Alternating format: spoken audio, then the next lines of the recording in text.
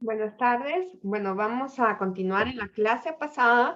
Nos quedamos justo revisando algunas propiedades que tenían las distribuciones. Hicimos un histograma, calculamos una variable aleatoria, el número de águilas que nos salían cuando tirábamos 3 monedas. Vamos a continuar con ese ejercicio, pero hoy vamos a calcular ya las medidas de tendencia central, pero hoy ya no vamos a utilizar las frecuencias, sino que vamos a tomar en cuenta a las probabilidades y por tanto ya vamos a hablar del valor esperado o de mu para esta distribución de nuestra variable aleatoria del número de águilas. Entonces nos vamos a ir a nuestro Excelito que he estado trabajando.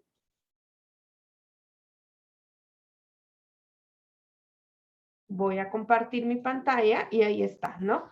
Bueno, primero aquí está lo que nosotros hicimos acá. Voy a poner una más para que se vea mejor. Aquí está justamente lo que nosotros hicimos, tiramos una moneda 3 veces y teníamos nuestra variable aleatoria como el número de águilas, ¿no? Entonces pudimos encontrar esta distribución de probabilidad discreta donde nosotros tenemos un tablado donde conecta cada valor de X con la probabilidad de X. Y también hicimos un histograma. Acá también se los puse para que los tuvieran a la mano, ¿no? Otra cosa que nosotros hicimos es encontrar cada uno de los valores posibles y sabíamos que al ser 8 valores, cada uno tenía una probabilidad de 1/8.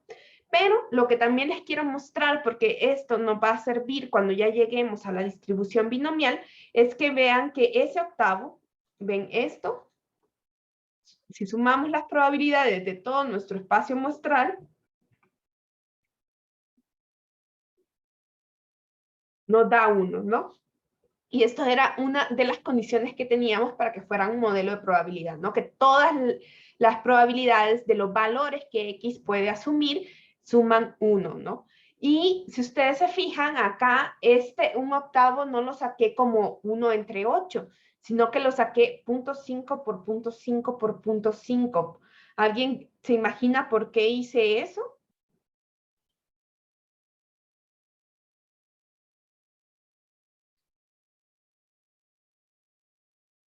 ¿Cuál es la probabilidad de que me salga águila en el primer tiro?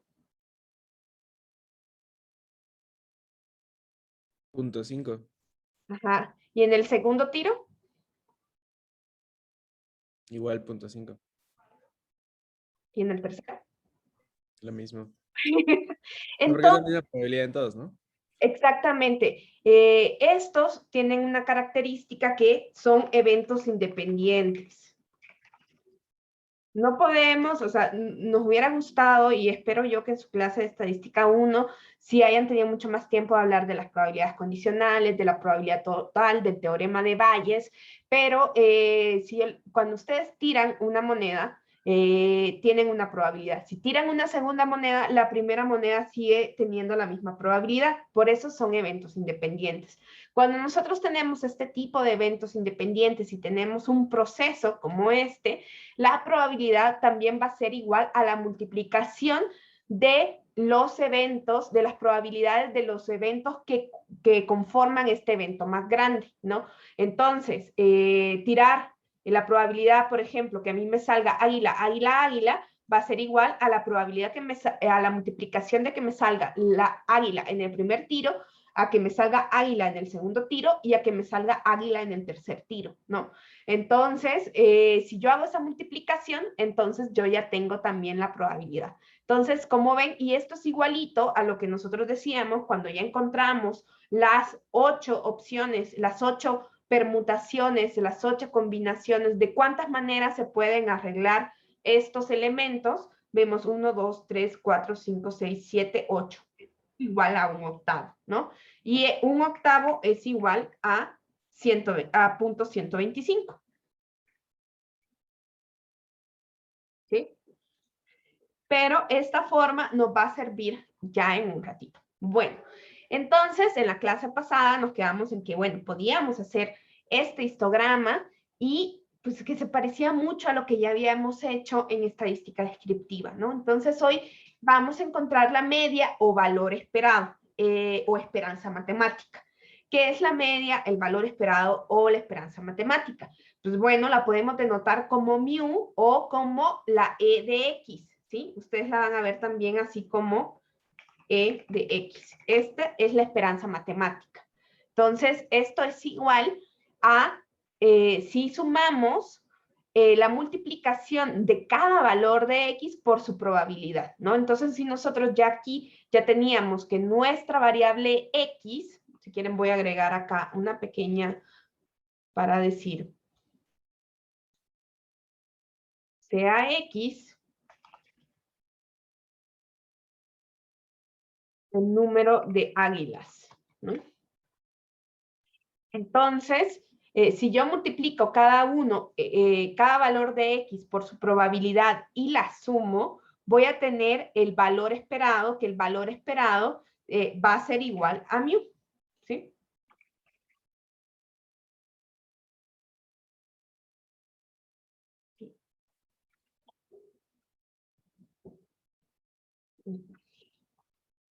Entonces vamos a hacer esta multiplicación, ¿no? Voy a multiplicar 0 por 125, me da 0. Bueno, y aquí le puedo decir que sí, que me lo sume. Y si yo sumo esto, voy a tener ese valor esperado, que si ustedes ven está justamente al centro de mi histograma, ¿no? Sigue teniendo las propiedades de una medida de tendencia central, donde nos dice dónde está el centro de la distribución. El 1.5 sigue estando acá, ¿no? Entonces es justamente el centro. ¿Esto qué quiere decir? ¿Por qué le llamamos valor esperado, esperanza matemática? Porque es donde se concentra más la probabilidad. Entonces, es el valor esperado porque es el valor que tiene mayor probabilidad de obtenerse, ¿no? Entonces, si yo tiro 3 veces una moneda, el valor esperado del número de águilas que me sale es 1.5, ¿no? Eso sería como si yo repito muchas veces, muchísimas veces, el tirar 3 veces una moneda, lo más probable es que salga en promedio 1.5 monedas, ¿no?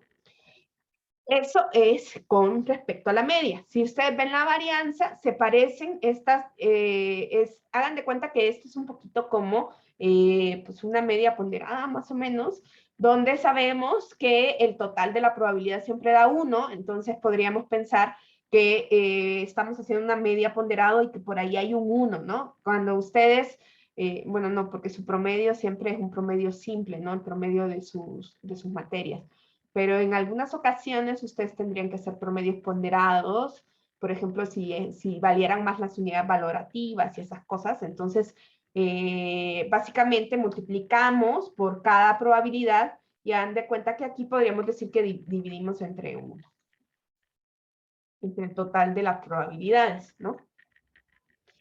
Entonces, en el caso de la varianza, igual vamos a partir de la desviación, ¿no? Que decíamos que la desviación era el valor de X con respecto al valor normativo, una norma, que en este caso siempre va a ser mu. Yo acabo de encontrar mu, mi valor esperado, mi esperanza matemática, que es 1.5. Entonces, yo puedo hacer esa distancia X menos mu, o si quieren ya le voy a empezar a poner valor esperado. Y entonces 0 menos 1.5 y voy a fijar esta celda para poder hacer mi menos 1.5 y acá si ustedes ven al fijarla no se mueve, por eso se dice fijar cuando le pongo los símbolos de peso, ¿no? Entonces 1 menos 1.5 es 0.5 y ahí está, ¿no? Esas son mis desviaciones.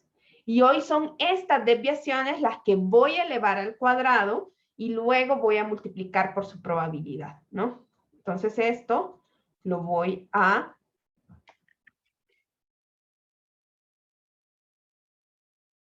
al cuadrado y voy entonces a elevar esto al cuadrado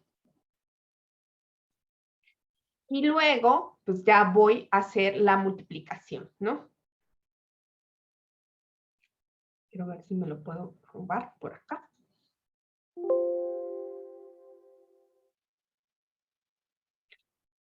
para que me quede más bonito.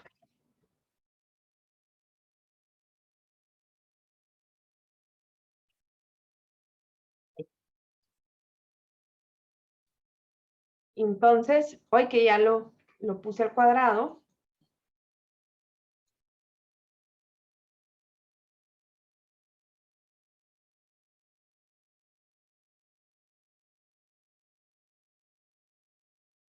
lo multiplico por la probabilidad, ¿no?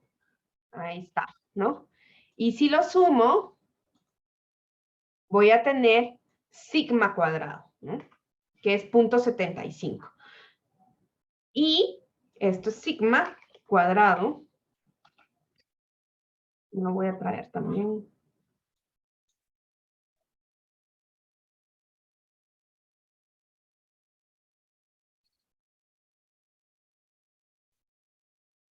Ahí está. Y puedo sacar sigma también, ¿no? Que va a ser la raíz de ese valor. Entonces, en promedio, ¿no?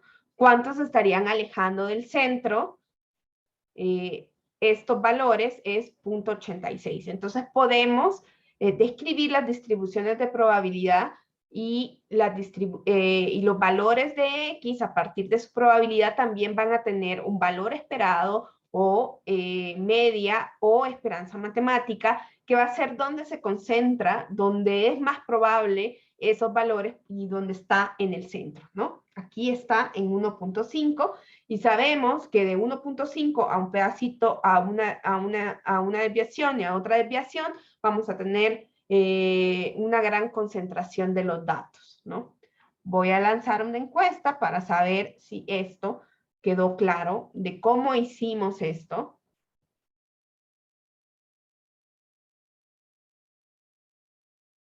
No sé por qué no.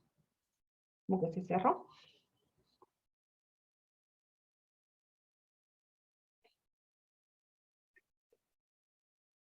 Por ahí tengo unos nodes que son los de siempre, pero que no nos... Ahí hay más, ¿no? Si nos dicen qué es lo que no quedó claro. Ya, profesora, ¿cómo se sacaba sigma? Sigma, aquí está la fórmula, ¿no? Sacamos la desviación, la elevamos al cuadrado y la multiplicamos por su probabilidad e hicimos la suma. Solo estoy repitiendo lo que está ahí en las fórmulas.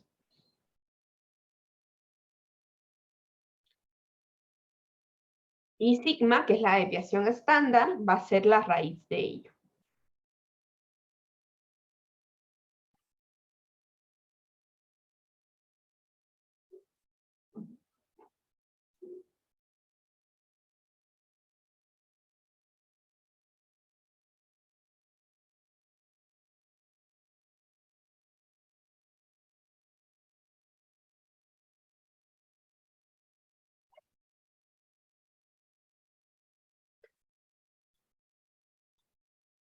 ¿Alguien más tiene alguna otra duda? Entonces, si ustedes se fijan, pues estuvo talachudo, pero pudimos encontrar una medida de centro y una medida de dispersión, ¿no? Y a partir de esas medidas también podríamos encontrar valores. O sea, sabemos también, esto es una distribución bastante simétrica, si ustedes ven, porque teníamos 4 valores posibles y vemos que los valores extremos son iguales, ¿no? Y estos valores medios son iguales, o sea, es una distribución simétrica. Y en este sentido, probablemente se deba a que tenemos ese 0.5 ahí. Ya veremos más sobre este ejemplo. Vamos a volver a él porque podemos hacer un atajo.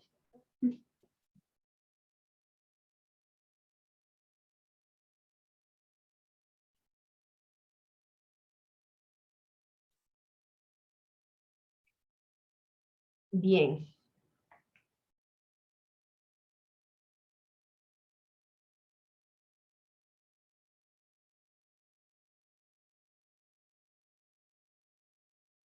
Entonces, Lo que va a pasar es que nosotros no siempre vamos a tener estos espacios finitos, como se acuerdan que les dije, bueno, el modelo de probabilidad discreto no solamente puede ser una tabla que me relaciona los valores de X con su probabilidad o una gráfica que me relaciona eso, sino que también puede ser una fórmula. Existen modelos que si yo conozco cuál es el comportamiento de X, si tengo claridad del experimento con el que fueron obtenidos los valores de X, es probable que yo pueda utilizar modelos que ya están predefinidos y que me van a ayudar a hacer un par de atajos acerca de conocer los parámetros que definen esa distribución de probabilidad. Entonces, si yo puedo obtener, por ejemplo, la media y la desviación estándar de manera más sencilla, o sea, voy a saber cómo se está comportando mi variable y al conocer cómo se está comportando mi variable, pues voy a tener un montón de información que analizar, ¿no? Esto va a ser súper útil, ¿no? Porque yo voy a poder decir, ah, bueno, quizás haya una manera más sencilla, pero equivalente de encontrar esta media, de encontrar esta desviación estándar, de entender por qué es simétrica, por qué no es simétrica, y entonces lo que vamos a hacer es que a partir del comportamiento de X, vamos a poder utilizar un montón de distribuciones, ¿no? Cuando les digo que son un montón, es porque sí, realmente son un montón de distribuciones. Las distribuciones pueden ser dependiendo del comportamiento de X. Ahorita les voy a mostrar, y después vamos a volver de nuevo a esta lámina. Ahí. Espérenme que el Zoom no me ha querido mucho este día.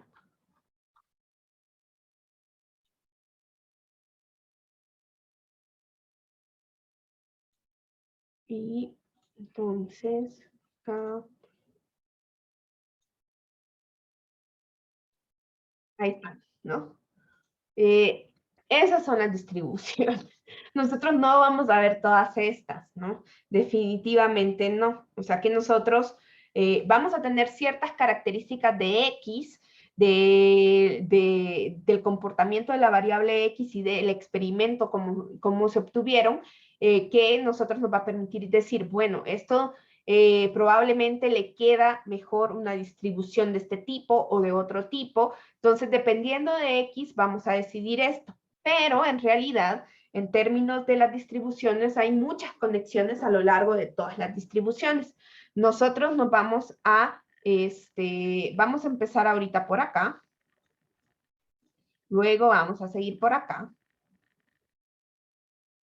Luego vamos a seguir por acá.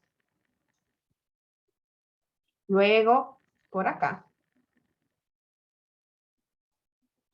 Y posteriormente vamos a ver un poquito de esta y un poquito de esta. Pero ¿dónde está la T? La distribución T. Aquí está la T. También esta la vamos a ver más o menos a este momento. Entonces este sería 4 también. La vamos a ver casi al mismo tiempo. Y 5 y 6. De todas esas, solo vamos a ver estas. Entonces, vamos a empezar por acá. Si ustedes quieren, en Mendenhall está muy bien escrita esta, la hipergeométrica. Y la de Poisson, yo espero que la hayan revisado en sus clases de estadística 1. La voy a mencionar ligeramente, pero no vamos a ahondar en ella. Después de ver la Bernoulli, vamos a pasar a la binomial y la distribución normal, que es esta, que nos describe este comportamiento de campana de Gauss que hemos traído y que hemos venido estudiando mucho. Pues si ustedes ven, está al centro, ¿no? Y si ustedes ven, tiene un montón de flechitas y es como todos los caminos nos llevan a la distribución normal. Si ustedes ven las líneas sólidas, o sea, las que no tienen como guiones, esas son transformaciones, mientras que si ustedes ven que está como con guioncitos, eso significa que en la medida en que nosotros tengamos un tamaño de la muestra más grande, un número de intentos más grande, pues estas van a ir tendiendo hacia la normal. Y entonces, si ustedes ven, pues ahí en el medio está la distribución normal. Entonces tenemos que llegar a esa distribución normal para hacer todos nuestros procesos de inferencia. Nos preguntan acá que si Poisson ya no. No, no la vamos a ver porque no queda tiempo. Estamos casi a mitad de junio y tenemos que ver más cosas. Entonces, la distribución de Bernoulli, o sea, vamos a describir cómo va a ser nuestra variable X, ¿no? La distribución de Bernoulli es parte de un experimento de Bernoulli, donde solo son posibles dos respuestas, éxito o fracaso. Esto es un éxito estadístico, ¿no? Que es diferente del éxito de verdad. Entonces lo que vamos a hacer es crear esto que ustedes en algunos lados van a encontrar que cuando nosotros tenemos unas variables que son realmente no son numéricas, sino que son nominales, que nosotros decimos, bueno, yo puedo decir si alguien cumple o no cumple con una opción, esto a veces ustedes lo van a encontrar como variables dummy o variables indicadoras. Y estas solo pueden tomar valores de 0 y 1, ¿no? De tal cuenta que 1 va a ser el éxito, pero el éxito en términos probabilísticos, estadísticos. Entonces, por ejemplo, cuando yo tiro una moneda, mi éxito yo lo definí como águila, ¿no? Entonces, en lugar de decir águila, yo le voy a poner un 1 al águila y al sol le voy a poner un 0, ¿no? Entonces, mi éxito, yo defino mi éxito. Entonces, el experimento Bernoulli es un experimento que solo se realiza una sola vez, ¿sí? Y puede tomar dos valores, nada más, ¿sí? Esta distribución de Bernoulli, entonces a mí me permite crear esta fórmula que ahorita parece un poco como de, qué raro, ¿no? Ya lo vamos a sustituir y van a decir, no, bueno, ¿esto para qué me sirve? Me va a servir para la binomial. Si la probabilidad de éxito la vamos a denominar por P y la conocemos con antelación, ¿no? Por ejemplo, cuando nosotros tiramos una moneda, antes de tirar la moneda, sabemos que tenemos la mitad de chances de que nos salga el lado que nosotros queremos. Entonces, vamos a tener P, que es la de éxito, y una Q, que es la de fracaso, ¿no? En el caso entonces, a mí me gusta siempre hacer esto, que ustedes imaginen que aquí está el éxito y el fracaso, ¿no? Como en un espejito viéndose una a la otra, ¿no? Entonces, a esta a veces le podemos llamar Q. Y es el complemento, ¿no? Q es el complemento de P. La probabilidad de que a mí no, que yo no obtenga el éxito es mi fracaso, ¿no? Entonces, Q es el complemento de P, no es lo que le falta a P para llegar a 1, ¿no? Entonces, nosotros podríamos decir, bueno, tomando en cuenta esto que tenemos acá, podríamos empezar a decir, bueno, entonces la probabilidad de que X sea igual a 1, es decir, que me salga águila, va a ser igual a 0.5 elevado a la 1, ¿no? Y si yo elevo algo a la 1, pues me queda igual, ¿no? Espérense que me voy a traer necesito un exponencial. Mi gorrito. Ahí está. Y ya me salió mi gorrito. Por todo esto lo multiplico. 1 menos P o Q es 0.5 en este caso y lo voy a elevar a la 0, ¿no? Y entonces, si yo elevo a la 0 cualquier cosa, eso me da 1. Por si ustedes no se acuerdan de sus clases de estadística o de matemática, cualquier número elevado a la 0 es 1. Y en este caso me queda 0.5, ¿no? Entonces, la probabilidad de que X sea igual a 1 va a ser igual a 0.5. Ustedes me van a decir, pero profe, usted ya lo sabía desde el principio, ¿no? ¿Por qué hizo todo esto? Bueno, vamos a hacer lo mismo para la probabilidad igual a 0.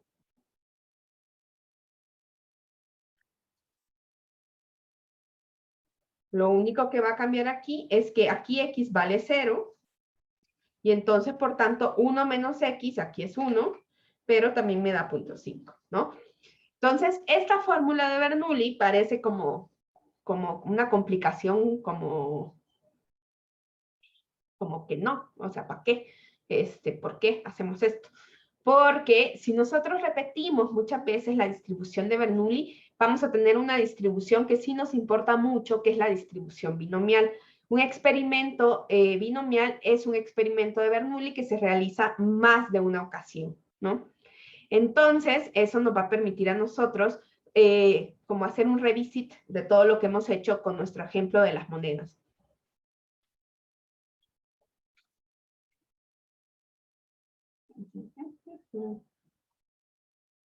Entonces, ustedes no están para saberlo ni yo para contarlo, pero entonces, ¿por qué queremos estas distribuciones? ¿Por qué queremos estas fórmulas?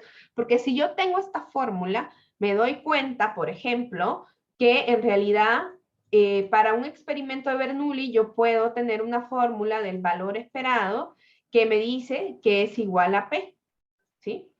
Y por otro lado me dice que sigma cuadrado, o sea, la varianza, es igual a P por Q, ¿no? O sea que yo, si ya sé cuál distribución es, yo muchas veces ya voy a saber cuáles son los parámetros de esa distribución.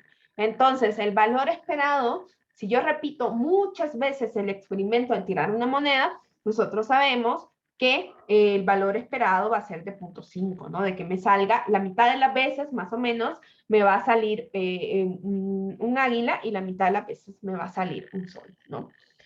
Entonces, vamos a ver entonces qué va a cambiar cuando nosotros pasemos a hacer este experimento de Bernoulli muchas veces. Eso es lo que nosotros conocemos como un experimento binomial. Aquí esto se me...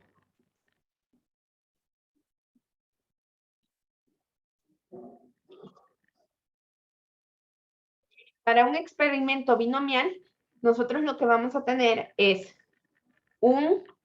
vamos a tener un cierto número de ensayos, de intentos, del tamaño de la muestra y una probabilidad de éxito en cada uno de esos ensayos. La probabilidad, y entonces vamos a poder decir la probabilidad de K número de éxitos, donde K no puede tomar un valor mayor que N. Dicho de otra forma, el experimento que nosotros hicimos de tirar 3 veces una moneda es un experimento binomial de n igual 3.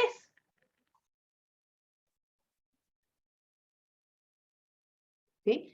Porque yo repetí ese experimento, que era un experimento de tipo Bernoulli, lo repetí 3 veces, ¿no? Yo solo puedo obtener 2 valores. A uno le voy a decir que es mi éxito y a otro le voy a decir que es mi fracaso, ¿no? En mi caso, yo dije, mis éxitos son mis águilas, ¿no? Entonces, yo, bueno, si quiero una moneda 3 veces, lo más que me va a salir, pues son 3 veces águilas, ¿no? Entonces, esta es la fórmula de la distribución binomial. Si ustedes ven, acá hay una parte donde vamos a ir multiplicando P por Q y acá hay una parte del combinatorio, ¿no? No vamos a ahondar en esto porque nosotros nos vamos a mover rápidamente y esto es probable que suceda ahorita en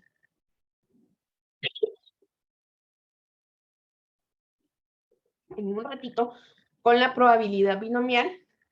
Ya vamos a abrir otro archivito donde yo he preparado una serie de fórmulas en Excel para no tener, digamos, no vamos a hacer esta parte de las combinaciones, sino que vamos a utilizar directamente las funciones de Excel que están basadas en esta fórmula, ¿no? Entonces, Excel las tiene, también R las tiene, o sea que son fórmulas tan conocidas que están muy a la mano y que las vamos a poder utilizar. Entonces, ¿pero por qué? ¿Por qué viene esta parte del combinatorio? Y para eso a mí me gustaría que volviéramos a nuestro Excelito, porque acá está como de cuántas veces puedo yo, cuántas veces yo puedo combinar mis resultados en 3 ocasiones, ¿no? Si ustedes lo que ven acá, lo que yo tengo en mi fórmula de acá es cómo yo puedo combinar cierto número de éxitos en cierto número de intentos, ¿no? O sea que nosotros podríamos haber encontrado las probabilidades de obtener 0 águilas, 1 águila, 2 águilas, 3 águilas con esta fórmula. Y entonces viene esta parte de en cuántas maneras yo puedo combinar, por ejemplo, dos águilas en 3 intentos, ¿no? Y por eso es que viene esta parte del combinatorio. Y luego viene la multiplicación de P por Q elevado a ciertos exponentes. La suma de estos exponentes siempre es igual a N, ¿sí? Esto quiere decir que yo voy a ir multiplicando, ¿no? Y en eso se parece a lo que yo acabo de mostrarles del punto 5 por punto 5 por punto 5, porque eso me permite a mí decir, bueno, o sea, esta parte que ustedes ven aquí de la multiplicación se refiere a eso. Ustedes van a tener tantos multiplicadores como ensayos tengan, ¿no? Entonces, acá, por ejemplo, si yo estoy viendo que X es igual a 1, entonces voy a decir de cuántas maneras se pueden combinar un águila en 3 intentos y luego la probabilidad de obtener un águila por la probabilidad de obtener un sol elevado a la n menos k, que sería al cuadrado, ¿no? Entonces, solo se los estoy explicando, no vamos a utilizar esta fórmula, pero para que sepan de dónde viene, ¿no? Si ustedes se acuerdan un poquito de cómo se sacaban los combinatorios, se sacaban de esta manera, y también pues aquí viene cómo se sacan los números factoriales. Pero es más que ustedes comprendan de dónde proviene ese combinatorio y qué quiere decir estos exponentes, ¿no? Por ejemplo, me voy a ir de nuevo, pero para no, me voy a llevar esta. Voy a llevar mi.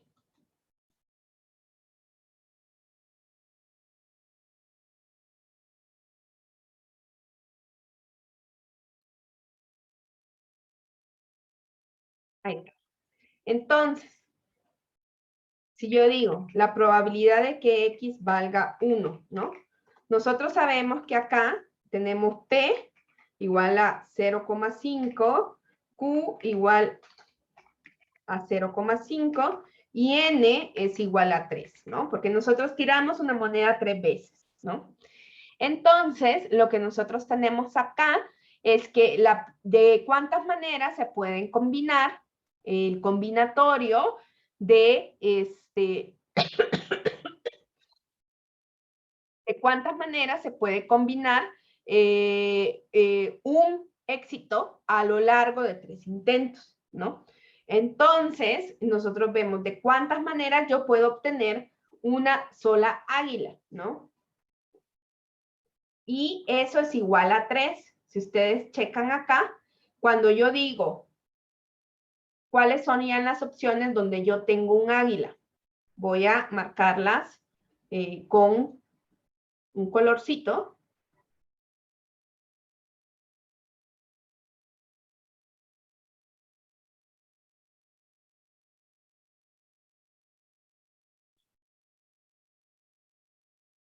Ahí están, ¿no? ¿Sí? Entonces, son de cuántas maneras yo puedo obtener un águila. Pues mire, puede ser que a mí me haya salido en el primero y en la primera vez que lo tiré. Puede ser que me salió en el segundo tiro. Puede ser que me salió en el tercer tiro. Entonces son 3 maneras. De ahí viene el combinatorio. Si yo saco, por ejemplo, el combinatorio de 3,1, no, punto y coma aquí. Siempre. es 3, ¿no? Esta parte, ¿y de dónde viene ese 3? De estas combinaciones de cómo se dan los resultados, ¿no? Entonces, esta parte hace referencia a estas combinaciones que nosotros sacamos a sacar el árbol de de todas las respuestas posibles.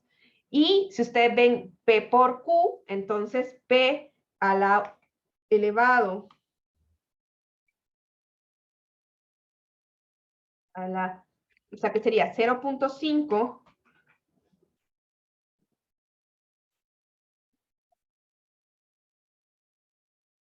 elevado a la 1, ¿no? Porque sería K, P elevado a la K, K es igual a 1, si ustedes quieren ponerlo así, en este caso K es igual a 1, entonces aquí tengo la parte del combinatorio, la parte de P y la parte de Q, ¿no? ¿Y cuánto vale Q? Vale 0.5 elevado a la N menos 3. Entonces, eso sería igual, así, ¿no? Entonces, esto sería igual a 3 por 0.5 por 0.5 por 0.5 al cuadrado, ¿no?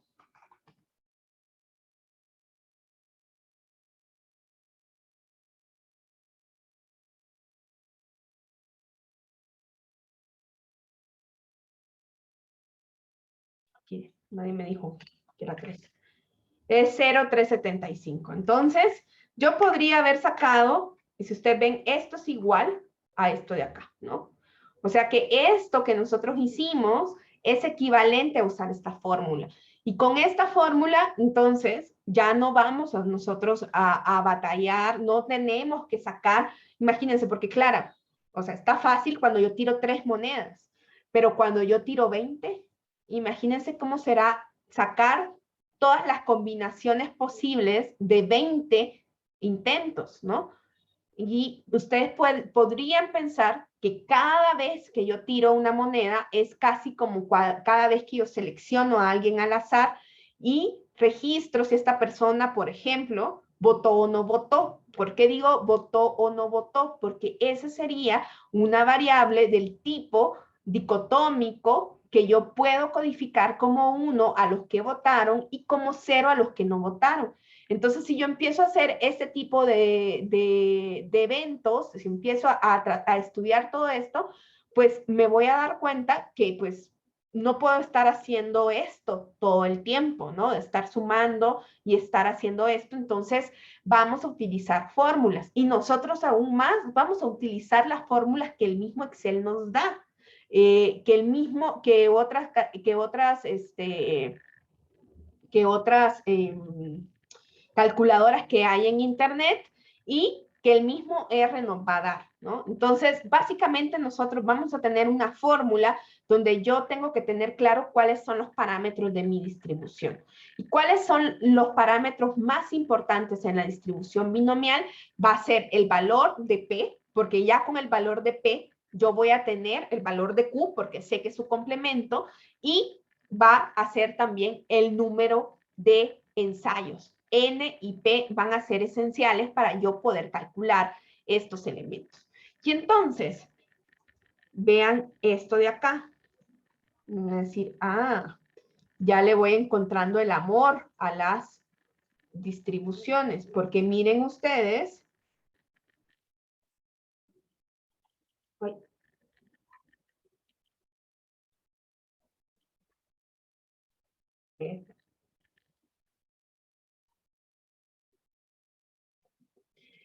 cuando nosotros tenemos un experimento binomial con n ensayos o intentos o el tamaño de la muestra y sabemos la probabilidad de éxito en un ensayo individual, como cuando tiramos una moneda 0.5, las medidas de tendencia central y dispersión van a ser estas. Mu va a ser igual a n por p, porque si se acuerdan, es un experimento que se repite n veces, es un Bernoulli que se repite n veces. Si la media en el experimento Bernoulli era igual a p, entonces en la binomial es n por p.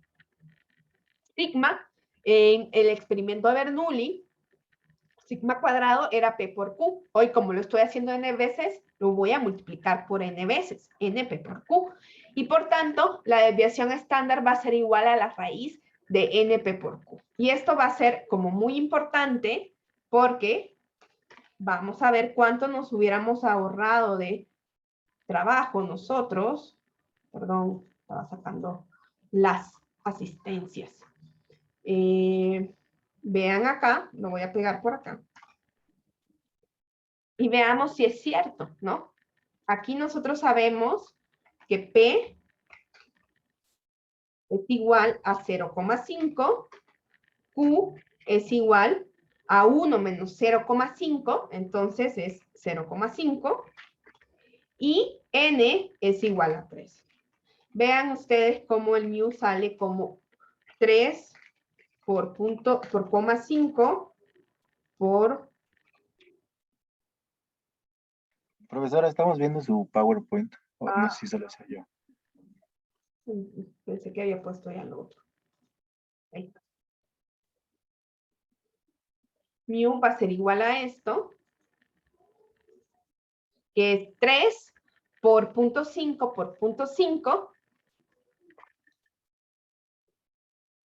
Digo, por 0.5 es 1.5 porque es n por p.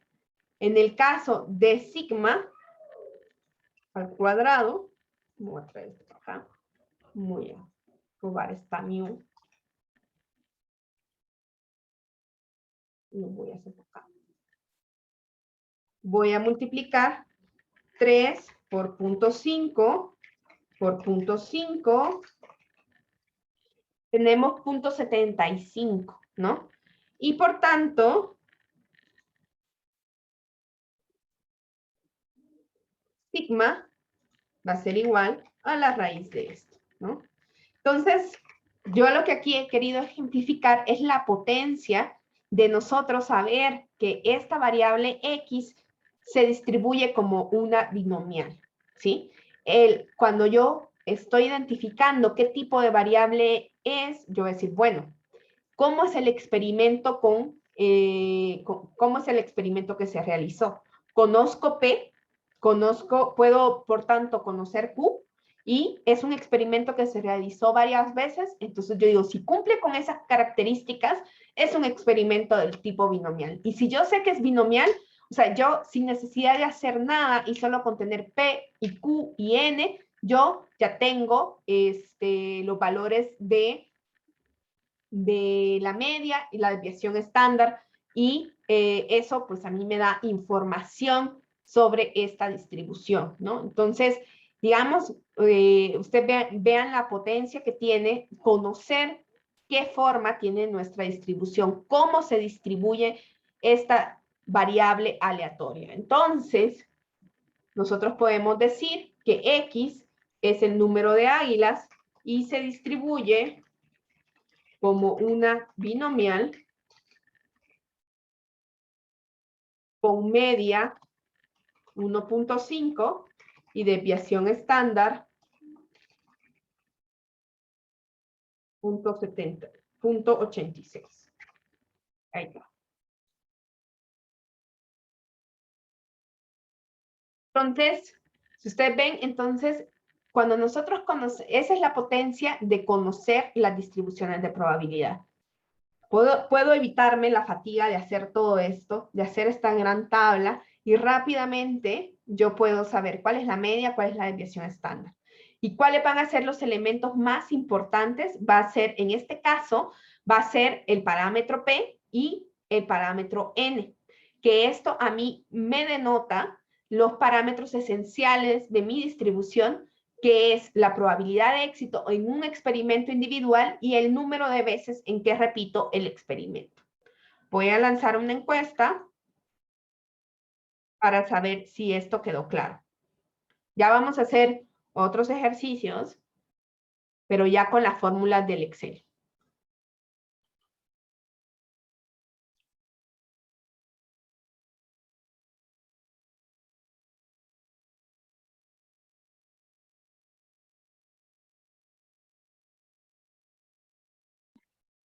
Me hacen falta 3 votos.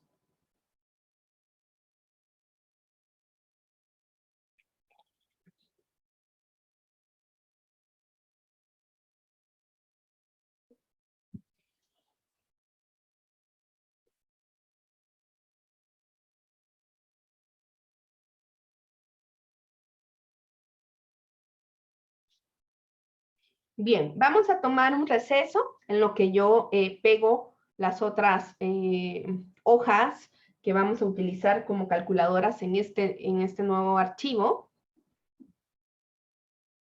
Y vamos a jugar más con esa binomial. Y espero que en la próxima sesión ya podamos empezar con la normal para que veamos un poquito de diferencia en las últimas sesiones. Listo, voy a parar acá y si los que me dicen...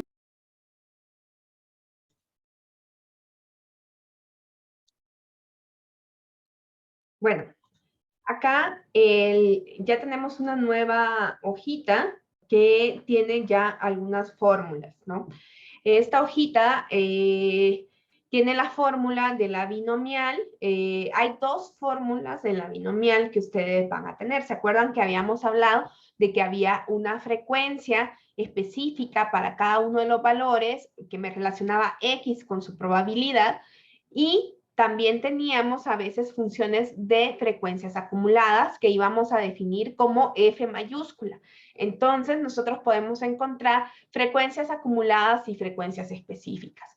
Entonces, bueno, ¿cómo funciona esta hojita que les he puesto? Miren, tiene color diferente, donde ustedes van a incorporar los parámetros de la función binomial y donde tienen los resultados. Entonces, si ustedes no le cambian a esto, pues no hay problema, ¿no? Básicamente. En que ese colorcito no sé por qué se ve así. Un poco, se ve como diferente. Lo voy a cambiar.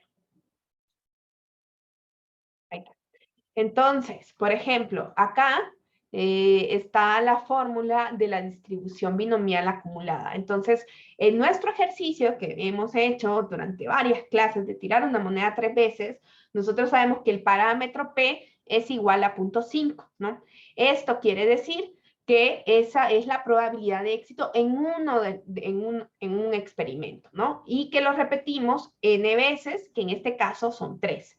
Y yo aquí puedo empezar a ver la probabilidad de que X tome un valor específico de K. K es el número de éxitos. Entonces, cuando yo decía que la probabilidad de tener, por ejemplo, un águila, pues es 0.375. Si ustedes ven, es el mismo valor que teníamos acá. ¿Sí?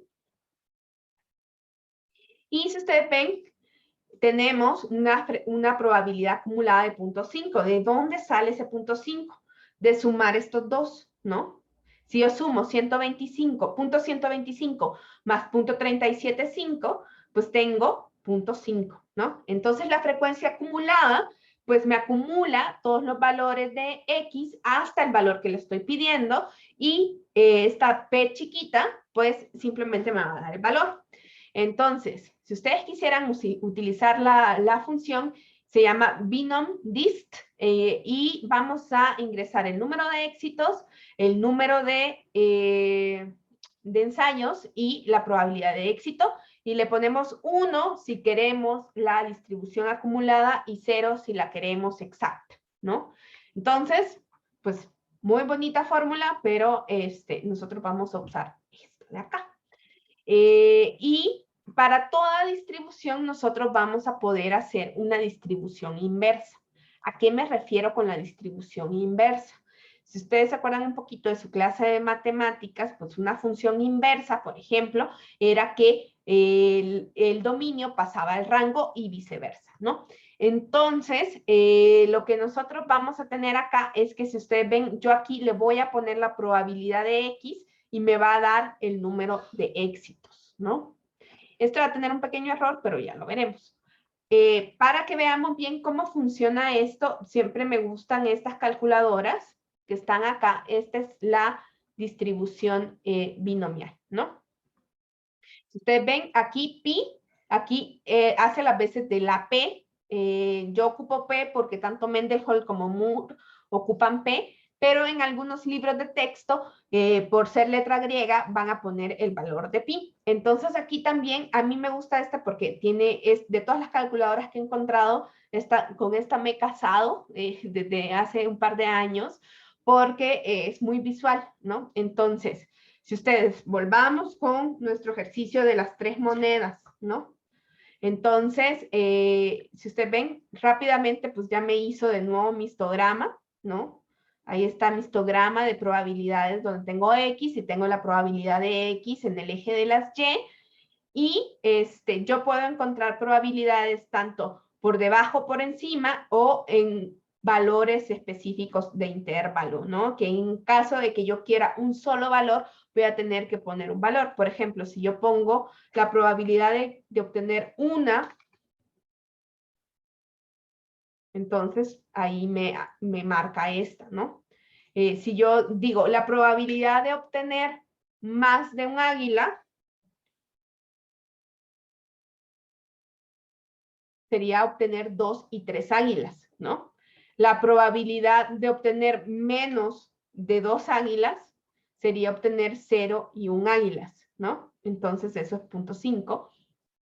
Entonces, así nosotros vamos a ir utilizando estas fórmulas. Entonces, vamos a hacer un par de ejercicios ahorita en lo que nos resta de la sesión para que ustedes vayan acostumbrándose a cómo usar estas probabilidades, ¿no? Entonces, vamos a ver acá. Acá solo les puse esto para que ustedes vean cómo podríamos repetir nuestro ejercicio. Por ejemplo, aquí está 1, 2 y 3. Aquí están los valores de P de X que nosotros sacamos a mano, ¿no? Desde el inicio. Y aquí está la probabilidad acumulada. La probabilidad acumulada en el último valor siempre nos va a dar 1, ¿no? Porque está acumulando todos los valores posibles de X, ¿no? Si ustedes ven, esto es igual a ir sumando. En la primera van a ser iguales, pero después es sumar esta más esta, nos da esta, ¿no? Esta hasta acá nos va a dar esta. Esta con todas estas nos da 1, ¿no? Voy a lanzar una encuesta para saber si esto quedó claro. También pueden usar la otra calculadora.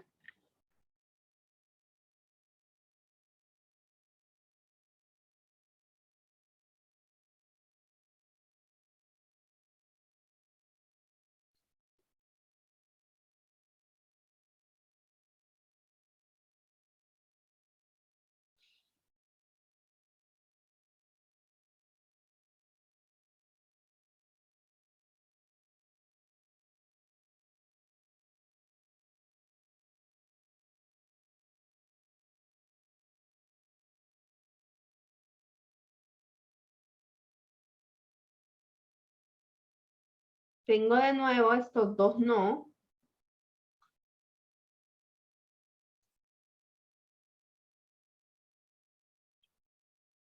Bien. Entonces pensemos, ¿no? Voy a poner aquí el ejemplo. Una investigadora quiere estudiar a los hogares pobres con entrevistas a profundidad.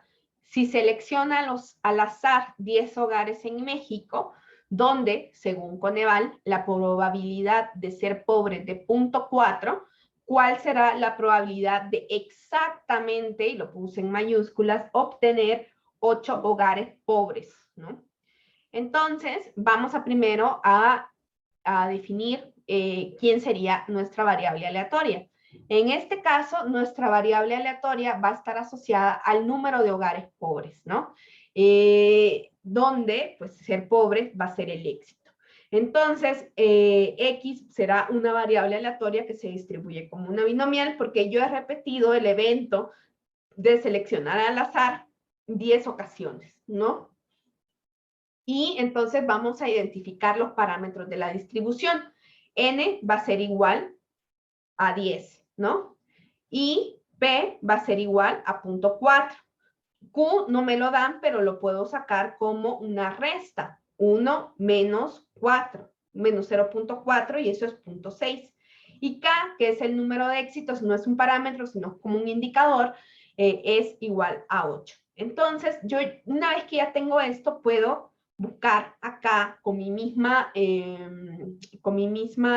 calculadora, pues decir, bueno, si voy a llenar los espacios, 0.4 es la probabilidad de éxito, N es igual a 10 y Q y K es igual a 8, ¿no? Entonces, la probabilidad va a ser muy baja, ¿no? Es que, señorita, usted tendría que haber llevado bien sus clases de metodología y pues usted sepa que si quiere hacer entrevista, hacer cualitativo, pues como que el muestreo al azar no le va a servir. Mejor búsquese un muestreo con intención y en bola de nieve, ¿no? Porque si lo deja al azar, pues tiene chances de que le salgan exactamente 8 hogares pobres, va a ser 0.01, ¿no? Eso es como nosotros utilizaríamos esta calculadora. Voy a lanzar una encuesta para saber si esto quedó claro.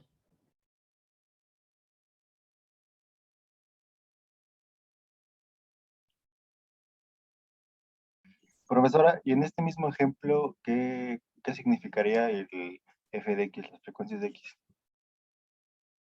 El 0.998, está al ladito. Esta es la frecuencia acumulada. Sería, como se calcula ahorita aquí, pero ese no lo vamos a usar, sería la probabilidad, es la suma de la probabilidad de obtener 0 hogares pobres, más 1 hogar pobre, más 2 hogares pobres, más 3 hogares pobres, 4 hogares pobres. O sea, es la probabilidad de tener 8 hogares pobres o menos.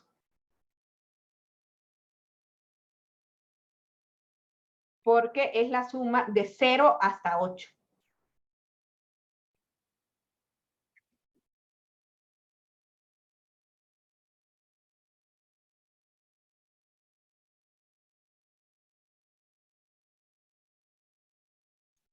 Y acá será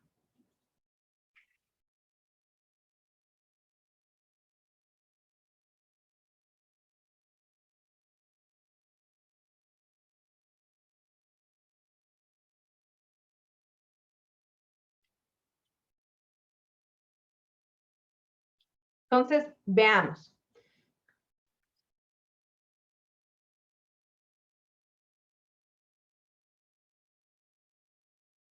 Podemos continuar con nuestro ejercicio y preguntarnos digamos que no le interesa exactamente cuántos hogares pobres, pero tiene que al menos hacer 5 entrevistas, ¿no? Entonces, ¿cuál será la probabilidad de tener al menos 5 entrevistas en hogares pobres?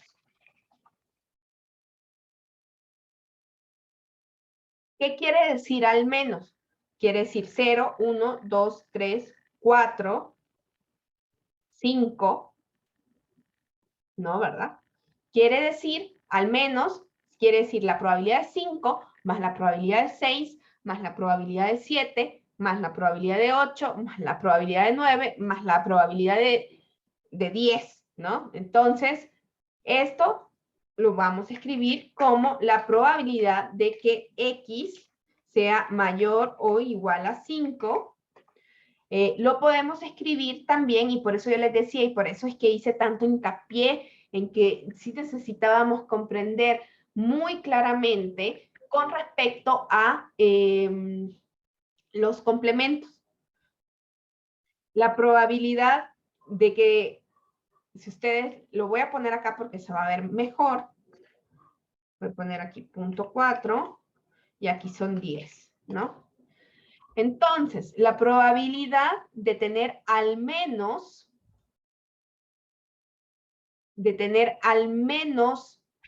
5 es esta, ¿no? La que está en rojito. Es la probabilidad de tener 5, 6, 7, 8, 9 y 10 hogares pobres, ¿no? ¿Sí? Entonces, es la probabilidad, si ustedes lo ven acá, yo podría sacar la probabilidad acumulada hasta 4 y a eso restarle 1, ¿no? Y a 1 restarle eso, ¿no? Porque si ustedes ven la probabilidad de cada, o sea, si yo sumo todas estas barritas me da 1, ¿no? Entonces, yo lo que quiero son las barritas rojas, pero yo tengo la función de acumular, ¿no? A menos que lo haga acá, yo tengo en muchas ocasiones las probabilidades acumuladas. Entonces, o yo puedo hacer esto de sumar 1, 2, 3, 4, 5, 6 operaciones, o puedo a la probabilidad acumulada restarle, ¿no? Puedo restarle a 1, le puedo restar la probabilidad acumulada hasta 4. Vamos a ver para que me crean, ¿no? Entonces, voy a copiar esto para sacarlo acá. Voy a copiarlo. Esto sería la probabilidad de 5, 6, 7, 8, 9, 10, ¿no? Hasta ahí. Estos me fueron de más. Voy a cambiar de colorcito porque esto es verde y estos son como celestitos.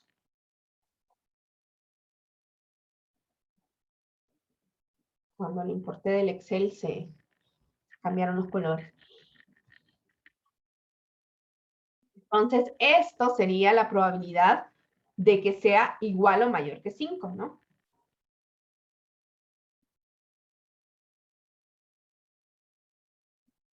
Voy a sumar.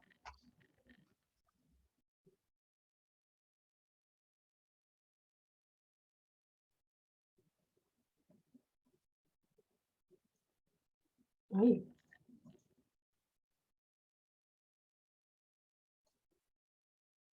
Ahí está, punto 3668. O bien, yo puedo hacer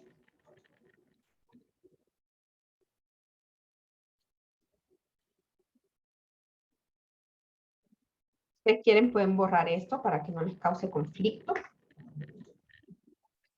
O bien yo puedo hacer la probabilidad acumulada de 4 y puedo decir la probabilidad de que X sea mayor o igual a 5 es igual a 1 menos la probabilidad acumulada de X igual a 4, ¿sí?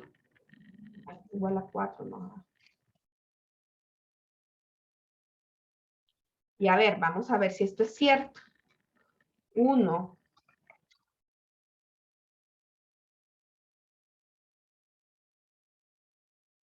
punto 36. Nos da exactamente lo mismo. Entonces aquí podríamos usar este. Y entonces podemos hacerlo de las dos formas. Esta es una forma un poco más rápida, ¿no? Y estamos viendo entonces cómo vamos a jugar con las acumulaciones, lo cual va a ser bien importante cuando ya estemos trabajando con la normal. Sobre todo porque la normal es una distribución simétrica. Entonces vamos a poder hacer varias de estas operaciones. Voy a lanzar una encuesta sobre si quedó claro cómo utilizar la parte acumulada, ¿no?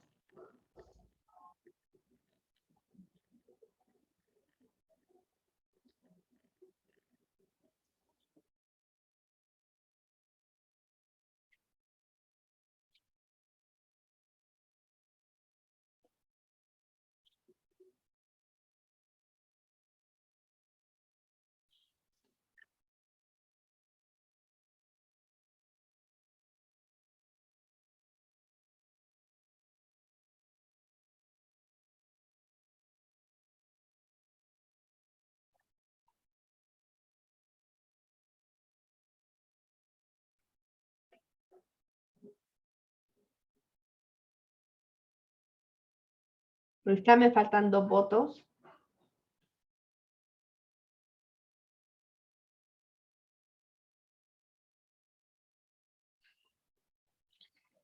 En este tipo de ejercicios sí hay que tener como mucho cuidado de cuándo se incluye y no se incluye una de los valores, o sea, cuando digamos mayor o igual a qué, o porque si no, sí vamos a poder tener problemas, ¿no? Si ustedes ven acá, entonces aquí al menos 5 incluye el 5, ¿no? Entonces sí había que tenerlo como muy en cuenta a la hora de utilizar esto.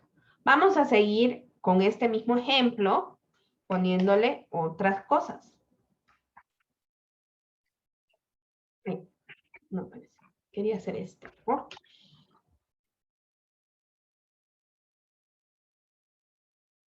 ¿Cuál será la probabilidad de tener entre 5 y 7 hogares pobres incluya los extremos, ¿sí? Inclusive, ¿no? Podemos poner entre 5 y 7 hogares inclusive, o sea que tener 5, 6 y 7, ¿no? Entonces, de nuevo, aquí podemos hacerlo de dos formas. Esto significa que yo quiero la probabilidad de que X esté que sea entre 5, que sea mayor o igual a 5,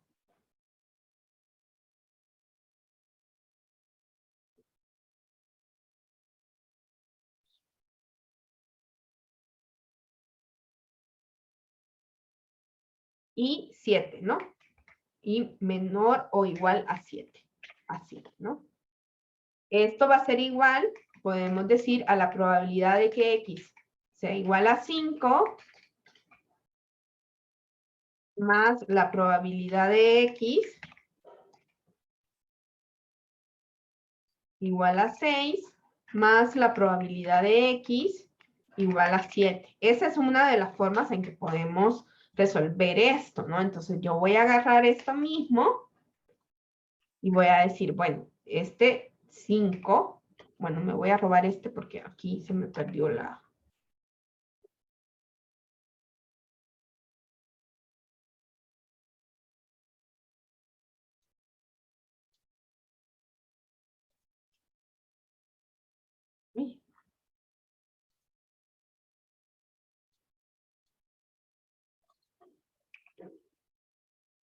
Y entonces voy a sumar estas de acá, ¿no?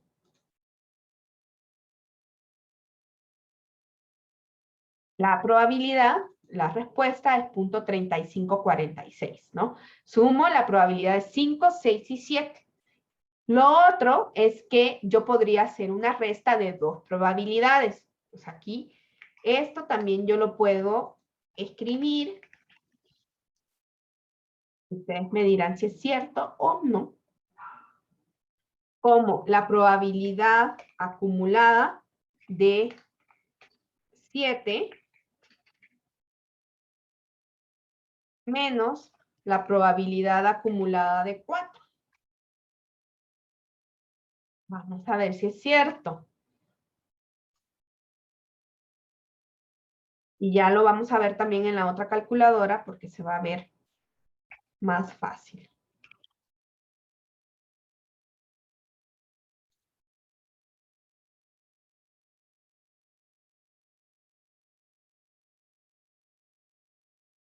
Es el mismo valor, ¿sí? Entonces, se puede hacer de eso mismo. ¿Por qué yo pude hacer esta operación? Si ustedes se fijan, si yo quiero hacer, por ejemplo, la acumulada, que esta sería la acumulada de 7, la que acumula hasta 7 sería hasta acá, ¿no? Y entonces yo le quitaría esto de acá, 1, 2, 3, estos 3, y me va a quedar justamente estos 3 pedacitos, ¿no? ¿Qué es lo que hace cuando nosotros ponemos entre 5 y 7? ¿Sí? Nos queda justamente estos 3 de acá, ¿no? Y es 0.3545. Voy a lanzar una encuesta para saber si esto quedó claro.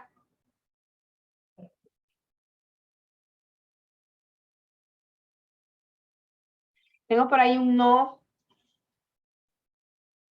que me aflige que nunca me dicen más.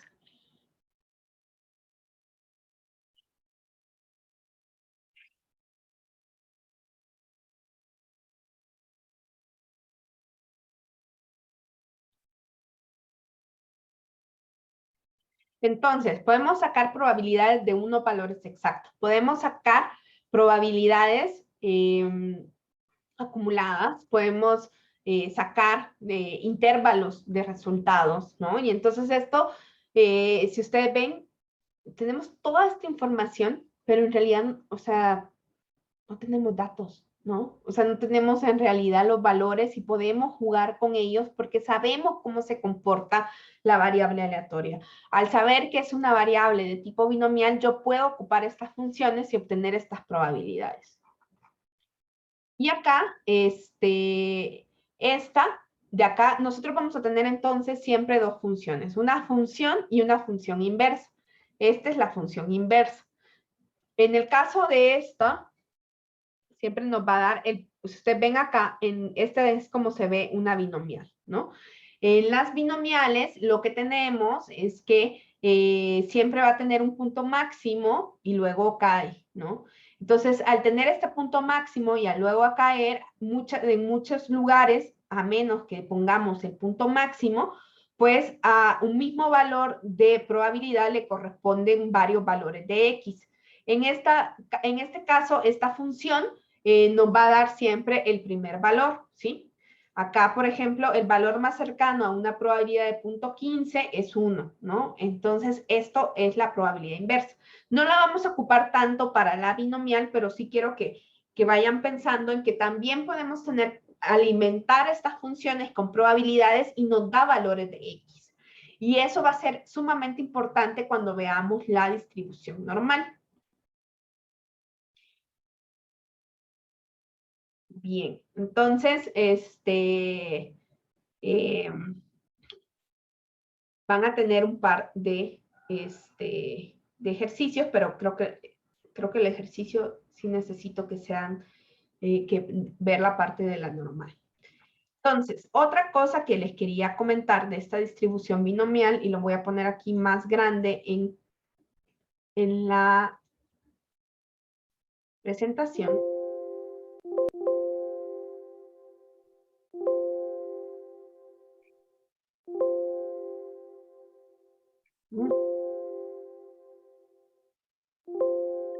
¿Qué deja?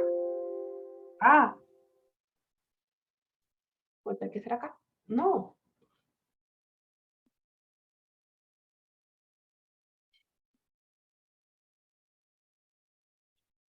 Esa es la primera, habido y por haber.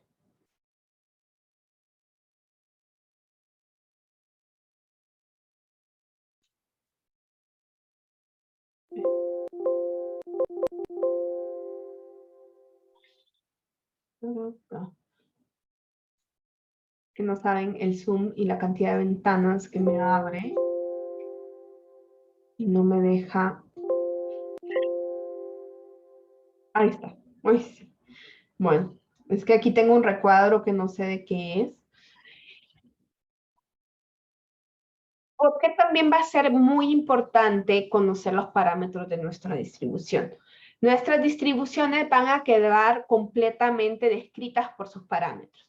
Aquí tenemos una imagen que ustedes la pueden obtener de Wikipedia también, que simplemente nos muestra los valores asociados a X con sus probabilidades. Y solo han cambiado, o sea, nosotros podemos ver esta distribución solo en términos de cuánto vale P y cuánto vale N, es decir, la probabilidad de éxito de un ensayo individual y el número de intentos.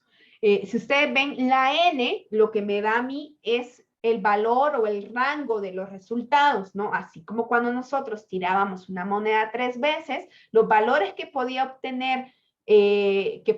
obtener de X cuando X era el número de águilas iban entre 0 hasta 3, el número de ensayos, ¿no? Entonces, nosotros vamos a saber que la base de esa distribución va a ir siempre desde 0, que son 0 éxitos, hasta el número de ensayos. Entonces, vean esta rojita que tiene muchos más ensayos que otra, pues tiene una base mucho más amplia, ¿no? Entonces, para eso sirve ese parámetro de n. Yo ya me puedo imaginar la anchura de mi distribución. El parámetro P, cuando P es igual a 5, si ustedes ven, esta es completamente simétrica, ¿no? La rojita es completamente simétrica. También la azul, lo que cambia es que el azul llega hasta 20, porque yo solo hice ese experimento 20 veces. Entonces se ve de esta forma, ¿no? 20, pero es simétrica.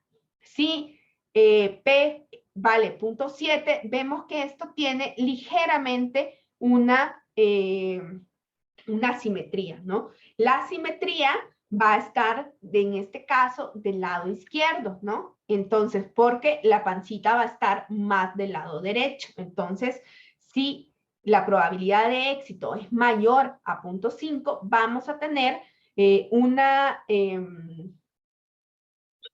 simetría del lado izquierdo. Si es menor a 0.5, la simetría va a estar del otro lado y vamos a tener una simetría del lado derecho, tal y como se los escribo acá, ¿no? Entonces, la simetría de la distribución binomial también dependerá de los parámetros n y p. Y en general podemos decir que si p es menor a 0.5, la distribución tiene un sesgo positivo, y si la distribución es mayor a 0.7, tiene un sesgo negativo. Si es igual a 0.5, la distribución es completamente simétrica, ¿sí? Entonces, por eso los parámetros van a definirnos también cómo se ve esa distribución.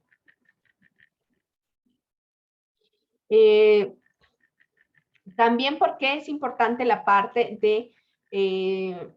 de las combinaciones. Ustedes pueden leer en este libro de estadística en cómics, explican muy bien lo del triángulo de Pascal y por qué todos los valores se van a ir concentrando en el medio, y ustedes vayan revisando lo de la caja de Galton porque seguramente se les va a preguntar, ¿no? Listo, entonces eso sería la distribución binomial. La distribución de Poisson solo se las voy a contar ahorita, porque no vamos a hacer nada, pero es también como un spoiler de ir viendo que a veces van a haber como números raros en la forma de nuestra distribución, y eso tiene que ver con la forma también que va a tener esos elementos, ¿no? Vamos a tener que la distribución de Poisson tiene esta forma de acá, que se ve bien fea, pero en realidad no lo es tanto. Este E es el número de Euler. Esto es un número irracional, que así como pi, que ustedes saben que hay un día de pi, y celebran pi, que cada vez que le encuentran un número más, un decimal más a pi, los matemáticos hacen una fiesta. Bueno, el número E es un número que vale 2.71 y un montón de decimales que también se van descubriendo, y es un número que ustedes pueden encontrar en cualquier calculadora. Entonces, este número E casi siempre va a estar en términos de cuando nosotros vemos funciones que son crecientes de este tipo, ¿no? Más o menos, ¿no? Entonces, se ve bien fea, pero en realidad lo único es que tenemos un valor de E que va a ir por acá, ¿no?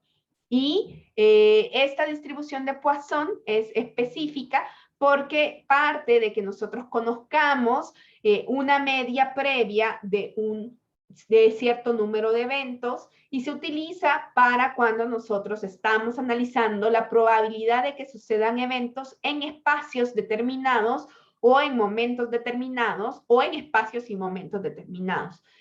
¿Cuáles variables se van a distribuir como una distribución de Poisson? También es una distribución discreta, pero, por ejemplo, esta la vamos a utilizar para encontrar el número de accidentes que suceden en una carretera, ¿no? El número por ejemplo, de llamadas que se pueden recibir en un call center en un intervalo de tiempo determinado.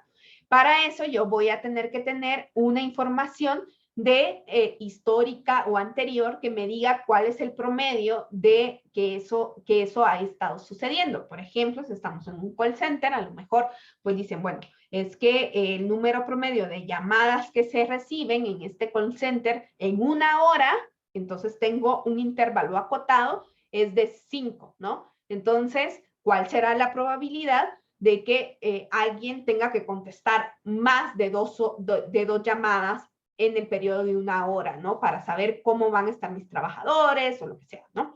Entonces, si ustedes ven, básicamente necesitamos únicamente esa media, ¿no? Porque tiene la característica en que la media va a ser igual a esa media histórica, y la desviación estándar va a ser igual a la raíz de esa media. Y a partir de esta fórmula podemos encontrar esas distribuciones. También hay calculadoras de Poisson, también hay funciones de Poisson. Nosotros no la vamos a ver ahorita porque nos vamos a ir directamente a la distribución normal. Y de esta solamente se los quería comentar porque en el examen de preconocimientos, pocas personas conocían la distribución de Poisson, y por lo menos para que ustedes vayan viendo que hay todo un menú de otras distribuciones. Ya luego les voy a comentar un poquito de esta otra lámina que vimos, cuando se utilizan las otras distribuciones, para que ustedes cuando lean un paper no se asusten cuando ocupen otra distribución que no es la normal, otra distribución que no es la binomial y otra distribución que no sea la Poisson. Voy a lanzar una encuesta para saber si esto quedó claro. Y con eso ya empezaríamos en la próxima sesión ya con la distribución normal. Estas dos distribuciones, la distribución Poisson y la distribución binomial, son de tipo discreto. O sea que yo no puedo tener media llamada o no puedo tener medio accidente, sino que son completamente valores discretos los que asume X.